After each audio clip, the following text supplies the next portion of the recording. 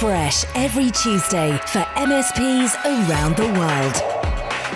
This is Paul Green's MSP Marketing Podcast. Hello there, and welcome back to the show. Here's what we got coming up for you this week. Every email has 3 jobs. Get it seen, get it open. And number 3, we want to get people to take action. I've also got some help for you this week. If you have 0 leads in your MSP, if your leads bucket is completely empty, your shelves are bare, I'm going to show you how to go from nothing to your first 100 leads in around about 90 days or so. That's coming up later on in the show. Plus, if you admit that your marketing completely sucks, I've got something irresistible that can really help you. Paul Green's MSP Marketing Podcast. One of the core marketing messages that I've been putting out there for MSPs for the last few years is that they don't know what they don't know.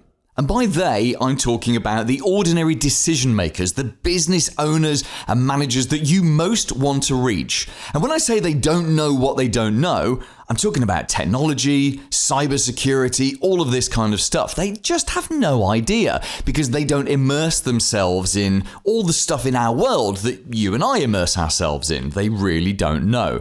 And I had a great lesson last weekend, which reminded me that we all get to a stage with some things where we don't know what we don't know. Now, mine was where I managed to destroy a new watch of mine simply because I didn't know what I didn't know about the watch. Luckily, it wasn't an expensive one. I have a very expensive watch. I have a lovely Breitling, which I bought myself when I sold my first business 5 years ago. I'm not telling you how much I paid for it. It's the most amount of money I've ever spent on what is essentially a bit of bling, a gift, a self-gift. And I do look after it very well. I certainly wouldn't take it anywhere near water because although it's like splash proof and you can get it down a few meters in a swimming pool, apparently I'm not doing that. It's a really expensive watch. I'm looking after it. So we, at the weekend, went to Center Parcs, which are these great sort of parks, holiday parks here in the UK. They're set within woodland and they have all these lovely lodges and a massive, massive swimming complex with slides and flumes. And my 11-year-old daughter, she adores going to Center Parcs and she loves, basically we spend as much time as we can in the swimming pool. And I've always fancied just having a watch on in the water. So I bought myself a diver's watch. Now, I only got it off Amazon. I know Amazon's not the best place to go and buy things like watches, but it was only like £100, £100, which is about $120, $130. And it said it was waterproof down to 50 meters. It's like, well, that's perfect. It's a watch so that I can tell the time any point when I'm in the pool at Center Parcs. So I got this watch off Amazon, took it to Center Parcs at the weekend, kept it strapped to my wrist the whole weekend, and it was great. We had such good fun at Center Parcs. And then on the drive home on Sunday evening, I just kind of glanced at my watch to see what time it was. And do you know what I saw on my wrist? Condensation. I couldn't see what time it was because of condensation. My watch was absolutely full of water. Now, don't get me wrong here. If you buy something that's certified as a diver's watch, and $130 isn't cheap for a watch, is it? You can buy a watch for $10 that would be cheap, but $130, £100, that's not that cheap for a watch, and it specifically says it's certified for 25, 50 meters, whatever it was. So as soon as we got home, I was straight onto Amazon, talking to customer services. My watch is, I only bought it, You know what it's like when you're talking to Amazon like that. And the customer service representative, who clearly has a bank of questions to ask people in this situation, said, "Can you explain to me how you use the watch?" So I said, "Well, yeah, we've been away for the weekend. We went swimming. You kept it on in the swimming pool?" And he said to me, "Great, swimming pool shouldn't be a problem. Can I ask, did you go in a hot tub at all?" And yes, I did. Well, it wasn't a hot tub. It was like a jacuzzi. There's like a hot plunge pool at Center Parcs. And yeah, we sat in that hot pool for about 10, 15 minutes or so. Now, what I didn't realise is that you're not supposed to take divers' watches into really hot water. So they're fine in just heated swimming pools, but no, not when it comes to some kind of heated jacuzzi or hot tub or something like that. So essentially, I did the damage myself. Now, I'm not one of those people to try and game the system. I put my hands completely up and said, duh, I'm so stupid. I really should have read the instructions. No one ever reads the instructions anymore, do they? So I've now got myself a £100 diver's watch that's dripping with water, and it's going to go in my airing cupboard for the next couple of weeks, see if I can fix that. Apparently, I have already done the damage to the seals, so whenever I take it into water from now, it's going to fill up with condensation. It's a life lesson. And do you know what? I don't know what I don't know about divers watches. What a great reminder that was for me, just how small details can really come and catch someone out. Now, the reason I'm mentioning this to you is not just from a marketing point of view, but you've got to think of your existing clients. Assume your existing clients at some point are going to do something stupid, like I just did something stupid. They are going to click on a phishing link. In fact, I read a stat last week that 46% of employees will click on a link that they are pretty sure is not a valid link. They're pretty sure it's a phishing link, but they'll click on it anyway because they're scared of missing a task that's been allocated to them. Duh. If they're willing to do something like that, you know at some point they're going to click on a link like that. You know at some point they're going to do something and give themselves ransomware, or they're going to do something stupid like taking on a whole load of new staff and not telling you about it until an hour after they've actually started. I'm sure you could tell me all the stupid things that clients do and all the problems it causes you and your team. Your mindset should be that even with your clients who've been with you for 10, 20 years, your mindset should be they don't know what they don't know. So both for your existing clients and certainly for your prospects, you've got to be constantly asking yourself, how can we educate people? How can we teach them about the things that they need to know, even though they're not that interested in learning about them? How can we make these things relevant to them? We're seeing a rise right now in the CSP platforms, things like Invarosoft, and we had Jamie Warner. In fact, we had a special with Jamie Warner, the owner of Invarosoft, back in episode 88, back in July this year. And one of the wonderful things that these platforms can do is help your users to self-educate. You know, you can have videos and things in there. There's all sorts of things that they can do to self-educate themselves, which makes life easier for them because they're in a situation of saying, oh yeah, that's why that keeps happening. But it also makes life easier for your techs as well, because it must be pretty frustrating having to explain the same old things again and again and again. So how can you create a culture for you and for your technicians, remembering, not in a rude way, but just in a realistic way, they don't know what they don't know, so that you can help your clients and you can help your prospects, and along the way, strengthen your relationship with them so they make fewer stupid mistakes. Here's this week's clever idea. Sometimes people ask me, how do you actually make money, Paul? You do these podcasts and you write all this stuff and you're always on people's webinars, but where does the money come from? Well, we have a core service. It's called the MSP Marketing Edge. I'll tell you about that in a second. But one of the things we do with our membership is we're constantly adding value. I want it to be like Amazon Prime, where you pay your small fee every month, but the membership and the value just gets bigger and bigger and bigger. And one of the things I'm doing at the moment is every week I'm recording a brand new bite-size training course for my members. And in fact, I've just finished one today. I literally finished recording it about 20 minutes before jumping onto recording this podcast. And I thought you'd find it kind of interesting. It's called From Nothing to Your First 100 Leads. Now, the bite-size training course itself in total is around about 15, I think it's about 18 minutes long. So I'm not going to go through the whole thing, but let me take you through what this course is designed to do, or what this thinking process is designed to do, and then what you should actually do. So every now and again, I talk to an MSP who has nothing. Their marketing pot is empty. They have no one to talk to at all. And this isn't just the startups, by the way. In fact, it's kind of rare, fairly rare to talk to a startup with no one to talk to, because when you first start the business, you throw yourself into it with such vigor and such energy that you do stuff, you know, with a degree of urgency that it just generates leads. What tends to happen, I think, with some MSPs is when they do no marketing whatsoever and they're caught in the comfort trap of lots of monthly recurring revenue and great retention, and they get comfortable doing no marketing. And then one day they lose a client, often through no fault of their own. Perhaps the client goes bust, or they get bought, or something like that. And it suddenly makes the MSP owner realize, oh my goodness, we're not doing any marketing. We lost this client and we've got no pipeline to replace that client, and there's no pipeline for growth. So that's why I put this course together, From Nothing to Your First 100 Leads. And it's designed to be like a 90-day program. So the very first thing I recommend is getting your marketing fundamentals sorted. And the marketing fundamentals really for you are your website and your LinkedIn.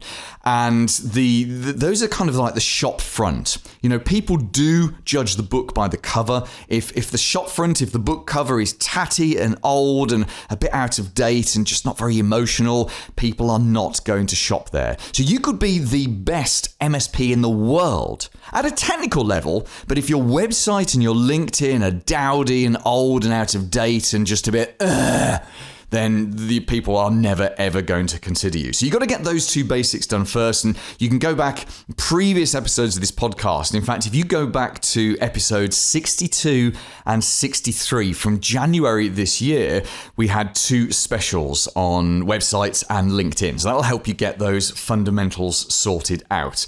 Now, one other fundamental, which is something I never normally talk about, and you need to get this right for this plan, is getting your business card sorted. Now, hang on, Paul, we're in COVID. Do we need business cards? Well, yes, absolutely, you do need business cards, because one of the things I'm going to suggest to you, there are 3 activities to go from 0 to 100 leads, and one of them is to get up, get out, and go and do more networking events.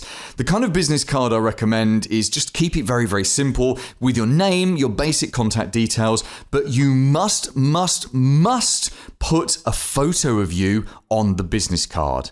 And this is one of many things I'm going to talk about in this segment of the show that's going to push you out of your comfort zone. Because putting a photo of yourself on a business card seems like a real egomaniac thing to do.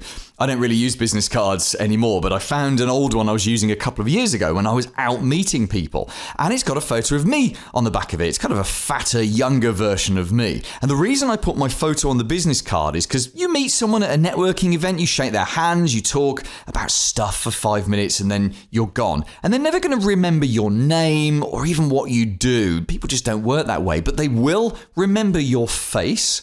And critically, they will remember how you made them feel. And that's the key thing when you're doing any kind of networking or indeed talking to anyone. You're trying to influence them at an emotional level. We were talking about people that don't know what they don't know. When someone doesn't know what they don't know, they're not thinking about things cognitively. They're certainly not making buying decisions cognitively. They're doing it with their emotions. They're doing it with their heart. And they're going to be doing it. They'll pick an MSP that they like. So when you're meeting these kind of decision makers, you want to make them like you. You want to be warm to them, ask them lots of things about their favorite subject, which is themselves and their own business. And you want to make sure that's all associated back to your face. Your face is your trademark. It's your brand. It's your logo. So make sure it goes on your business cards. Those are your fundamentals you've got to get right. Then there are 3 activities that I recommend you do on a daily basis. The first of them is LinkedIn. You work LinkedIn like you've never worked it before. In fact, I recommend you find 60 to 90 minutes every single weekday to work LinkedIn and do these other activities. And on LinkedIn, you work on the 3 C's. That's connect, contact, and content. So you connect to new people every day. You contact new people using messaging on LinkedIn, and you're looking to add value when you do that. Don't just send them all the same message. Perhaps comment on something that's on their website or send them something that might be useful.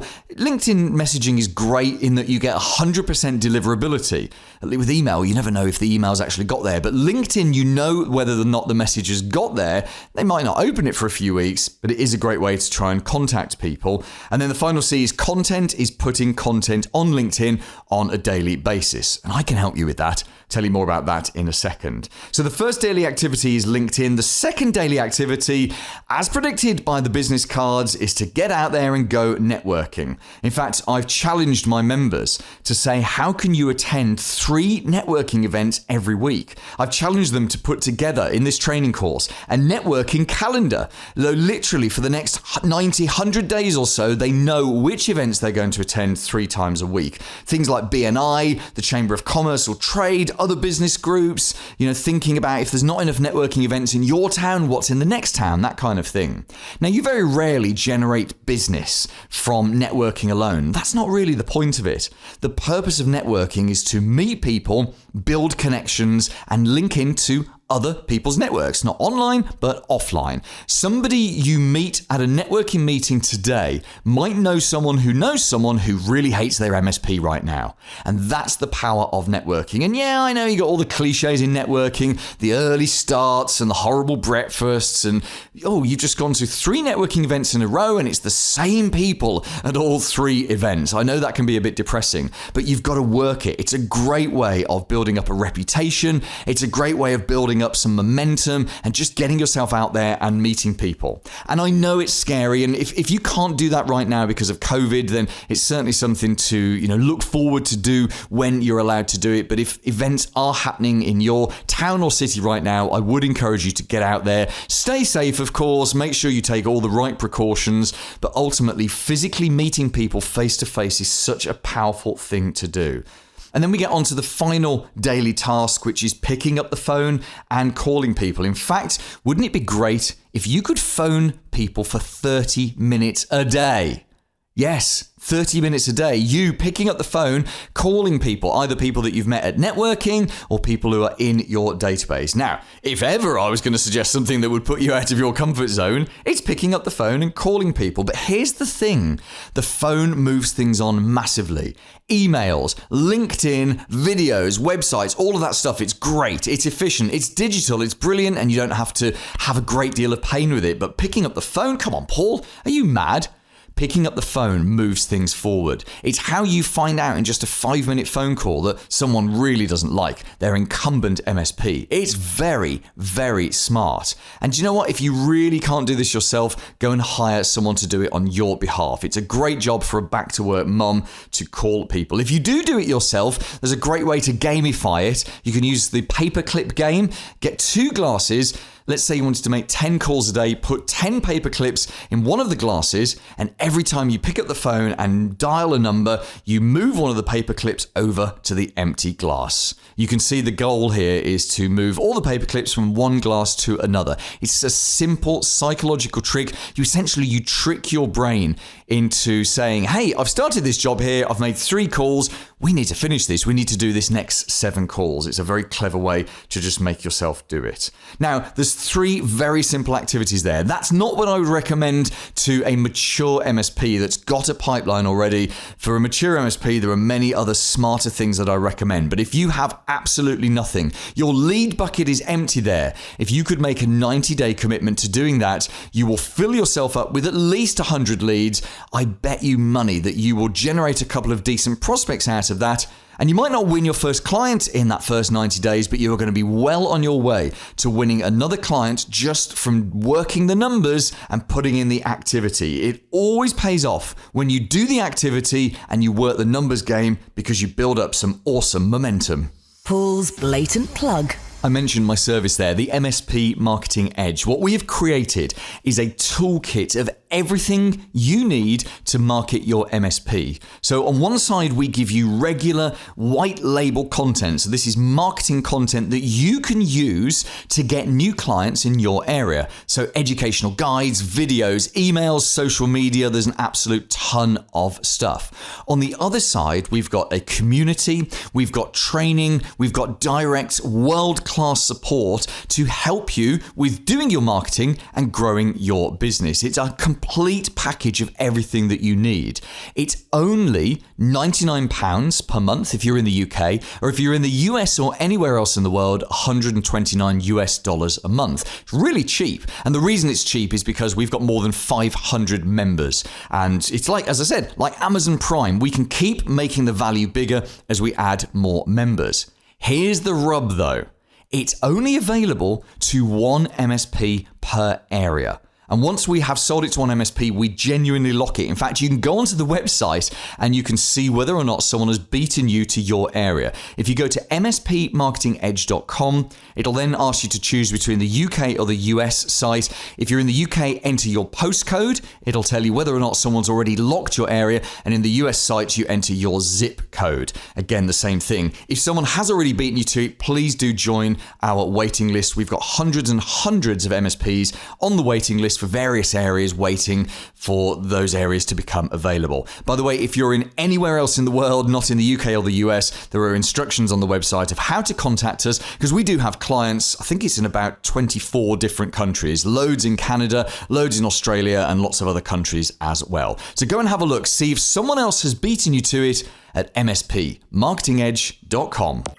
The big interview. Hi, I'm Liz Wilcox, and you know that feeling you get when you go into your email service provider because you know you're supposed to do email marketing, but you think, what the heck am I supposed to write? How am I going to get people to actually care what's in this email? Well, I help solve that problem. And you're very welcome on this show for exactly that reason, Liz. Thank you for joining us. A couple of weeks ago, we had Adrian Savage on, who is an email deliverability expert. And he was talking all about how to get into the inbox. It was really interesting because one of the things he mentioned was the need for high levels of engagement, and that the email providers like Gmail and Microsoft, they're watching. And if people don't actually open your emails, that's a mark against you. Now, I'm sure you agree with this, because one of the things I know that you're a big fan of, Liz, is getting your open rate up. So how do you do that? Is it all about what you put in the subject line? Every email has 3 jobs. Number 1, get it seen, right? Get it into the inbox. So definitely listen to that podcast. Number 2, you want to get it opened, right? We want to open it. And number 3, we want to get people to take action. So in order to get people to actually open it, right, after we've done a good job of making sure our deliverability is, really up there, we want to make sure we welcome new leads in a way that gets people to tell about our company in a way that, makes a personal connection. People buy from people and companies that they trust. But basically, we're just welcoming them in, talking about, who we are, why we're in their inbox, and how we can help them. Because remember, people don't care about your company. They care about what your company can do for them. You literally took the words out of my mouth. That's it. That's an exact phrase that I use and have used on this podcast before. So why do you think most MSP owners and other business owners, Liz, find it so difficult to do email marketing? Well, there's not a lot of good advice out there. When you Google email marketing, you listen to podcasts, a lot of email marketers will tell you to tell stories. But I think a lot of email marketers, they start off as copywriters who are paid to tell stories, paid big bucks to sit on the phone with customers, and then craft this amazing, really interesting story that's going to go well on social media and hopefully in the inbox as well. But especially in a post-COVID world, your customer is likely very, technology burnt out, right? They are watching Netflix while scrolling on their phone, while their spouse is next to them, hey, check out this TikTok I just saw. So they've got 2, maybe 3 screens in their face all at once. When you get into the inbox, if you are just telling stories every single time, it's going, oh, I don't have time to read a story. I'm just going to, keep scrolling. Or I find the opposite of this is if you are just providing what I guess you would typically think of as a newsletter, where it's, kind of like the old school 1980s, 1990s company memo. Note from CEO, right? And it's, these are the sales we've got going on, or this is the new product that's coming out, or whatever. That's also people are going to turn a blind eye to that, because that's not as exciting as the TikTok that their spouse is showing them of, some dog falling into the water or whatever, right? So when we can craft a mixture of that, when we can make a personal connection instead of just telling this big long story that's drawn out that nobody wants to read and you don't have time to write, while also giving those company updates, right, about what the next launch is, or what's coming up for sale, that is when you can really grab attention, because you're making that personal connection. People are going to buy because they trust. I'm an MSP, and this is what's happening in my company. The CEO just did X, just making a little personal connection. Like if I was writing a newsletter for Paul, the personal connection might be, hey, I just did a podcast with Liz Wilcox. It goes really well with the deliverability podcast that came out 3 weeks ago. Anyway, what I wanted to update you on is on Black Friday this year, we're going to do X. Sure. So that personal connection, is that about showing that you're human and that you're real and that you're not just this company behind an email? Exactly. People want that personal connection nowadays. There's a reason why Coca-Cola, Nike, Apple, all these giant corporations are, making a stand for social justice, making commercials about, women's empowerment, et cetera, because we now know the consumer wants that personal connection, wants to know that the company cares about humanity. And so, whether your company is got 2 people on your team or 100, the consumer wants to know that there are people behind whatever it is you're driving. So most of our listeners are operating in the B2B sphere. So they're businesses and they're looking for other businesses. And we know that when MSPs go looking for new clients, it's a very long sell. It's, most people stick with their MSP for years and years and years. So you've got a 2 to 3 week window once every 5-10 years maybe, where you can actually have a conversation with them about them switching from one MSP to another. Now, I've been a big fan for years for using emails along with social media and other elements, but using emails for building a relationship with people before they're actually even thinking of switching. What are some of the things that you would recommend to build that relationship in the long term? Like I mentioned earlier with the welcome sequence, you want to give them some kind of value very quickly. So if they're getting on your email list or, you're getting their email, give them some sort of value up front. I know, in the B2C world, we often call it a freebie or something like that. I would suggest, providing some sort of value. I'm sure you know what I'm talking about. Oh yeah, we've got this kind of PDF or that. Just giving a, quick value add to them really helps right off the bat. And then just a quick introduction to yourself and to your company. And then I suggest also crafting up some content that is really good for them, whatever is relevant to your ideal customer, putting it out there on the internet for them and showing what you do best. So for me, I'm an email marketer. What I do best is writing newsletters really quickly. And I'm also really good on video. And so some of my emails, I literally make a video of myself and show exactly how I write it very quickly. And so also making video, we don't often associate video and email, but putting that into your emails, crafting videos, and maybe even honestly creating a GIF, GIF on Jiffy.com is very, very easy. It gets your face right there in the email because you can't actually embed videos into emails, but you can create a GIF of just a small portion of your video. And on the bottom, you can put something that says, click me. And so they click over it. They're immediately seeing you, hearing you, you're giving them your best type of advice, whatever content you've got for them. And that just makes that personal connection. Remember, people are buying from people and companies they trust. So the sooner you can get your actual face in front of them, I recommend doing that, in the first couple emails. Hey, I made this video for you, Paul. Click here to check it out. And there's a GIF of your face and you're moving. And I recommend the GIF because you're moving, right? And it really entices, it really engages them like, oh my gosh, they made me an actual video. Now, if you're doing more one-to-one emails, like if you're going back and forth with clients, I recommend you doing this too. And I usually take a sticky note and I'll write, hey, Paul, and I'll put it in front of the camera. And that's just a side note for you as you move along with emails and you get to that one-to-one scenario. I also recommend setting expectations. If I'm emailing you, you can expect I'm going to email you once a month with tips on X. I'm going to offer you these types of services. I'm going to have this type of products. I'm going to help you understand this about the industry. Whatever you plan on doing, set the expectations. Think about when was the last time you went to college or university or, even elementary school. The teacher always starts with the objective. They always try to set expectations, right? And so if you can do that in your emails, at the very beginning, like I just said, and then as you write your email, say, I'm sending this email because X. If you can say that right away, it's going to help people know exactly if it's worth their time or not to read.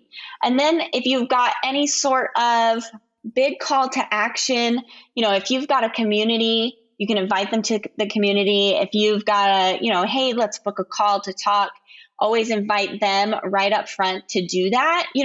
Like Paul just said, it might take years for them to actually do it.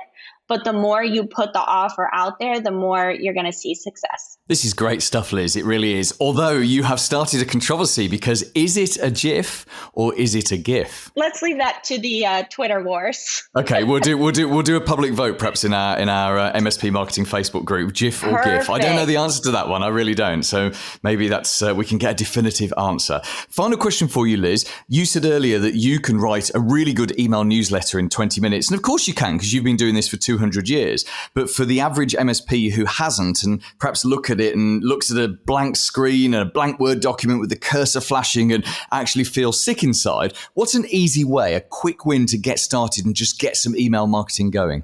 Sure. So you just follow the 20-minute framework. Basically, put your greeting out there, hello, prospective client, first name, whatever, and then give that personal connection, that personal update. So think about something in the last 7 to 14 days that has happened in your company that could make a personal connection. So maybe Larry cooked fish in the microwave and it stunk up the whole break room. Or, maybe you recently, landed a new client and that was very exciting for you. You could share that win, or you could share something funny. But think of it as you haven't seen your mom in a few months. You pick up the phone. She asks, how you doing? Hey, Mom, I'm doing great. Except Larry, he stunk up the break room earlier today with the fish.